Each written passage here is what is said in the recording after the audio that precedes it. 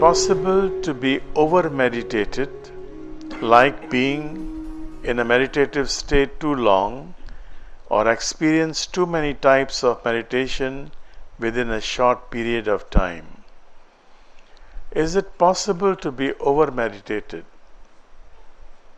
We are trying to be over meditated, we cannot get at that. The whole idea of meditation is to live meditatively. Now, if you are saying over meditated, that means you want to go over the life. You want to transcend the life, which is not possible. We are still having this body. We are still having our mind. So there is no possibility to become over meditated. The whole idea is to live meditatively, and we have not yet reached that level where we can, that state where we can live meditatively 24 hours. And the second part of the question is, like being in a meditative state too long. To live meditatively does not mean that you have to meditate for 18 hours a day. The whole concept is wrong. The whole concept of Vipassana for so many hours a day meditating is totally wrong, because Buddha never advocated that. He was talking about middle way, about moderation. It is about living meditatively. Vipassana simply means go within. Look within. He did not advocate any special meditation. He did not tell anybody to meditate for 18 hours a day. So if we are connecting Vipassana with Buddha, then it is a no-no. The idea is once again, to live meditatively, to know what is there inside you. And do not get deluded. We have been hearing, we have been reading, God is within you, and immediately you find God within. No. What we have to find are the demons. We have to find our weaknesses. We have to find our shortcomings. If you start the journey with this kind of hallucination, you take it for granted that God is there, angels are all around you. It's not. If they were all around you, then you would not be born here. The fact that we are born in this body, we still have a long way to go. And it is important to find your weaknesses. Very important, but we don't want to find our weaknesses. So when we read a book about positive thinking, we read a book, we hear somebody speaking that you are all right, you are as you are, we become very happy. The mind is flattered. We like those kind of stuff. We like to hear that nothing is wrong with me.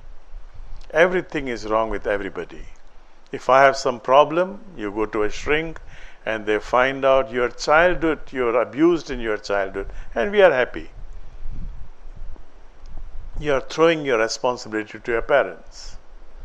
Something happens, we are always very happy to find a scapegoat. It's not me. I am suffering because of this. Otherwise, I am all right. It's a good thought, but it is not going to help you. The problem is not with your parents. The problem is not with the system. The problem is with us. Systems are systems. Parents are parents. Society is society. You cannot expect everything to be all right. No. What you can do is you prepare yourself to face all these challenges. You face all the problems that you have.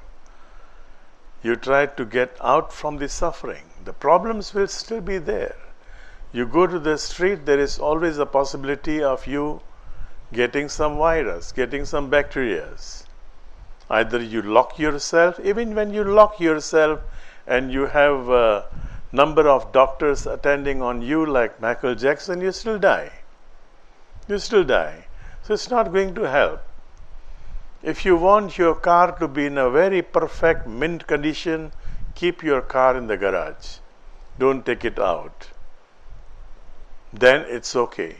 Even then the dust will be there, and then you clean it.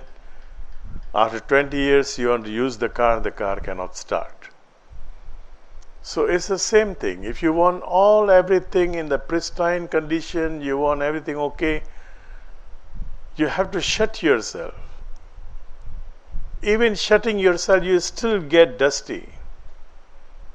That's not the idea of spirituality. Spirituality is not for renegades, not running away from the problems, not running away from society. It is facing the problem with a meditative outlook towards life. Consciously. If somebody is harming me, first of all I should ask, what have I done? What have I done that this man is doing this to me? And most of the time you will know that something is wrong with you, not with the other person. And then once you find out what's wrong, it's easier for you to take care of yourself without blaming anybody. And then there is third part of this question. Too many types of meditation within a short period of time. Is it like that? The questioner is asking. There are no types of meditation. Meditation is a state. So actually there are no types. It's an ideal state. All the things that we are doing, what we call meditation, are actually therapies, are actually simply exercises to take you to this meditative state. So meditative state is one. Meditative state is being conscious. When you are drinking, you drink consciously. You sleep consciously. You do business consciously. You have a friend, your friendship is conscious friendship.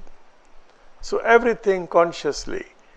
It does not mean that you shut yourself again and then you do some exercises for so many hours a day. No. Those therapies are necessary to cleanse yourself, to make your mind a little bit more manageable. Right now the mind is not manageable. Right now the mind is ruling us. We are overpowered by the mind. The mind is the boss right now. So we have to make this mind manageable, and for that we need therapies, we need exercises. But once you get to the state of meditativeness, that state is one. There is no duality in that state.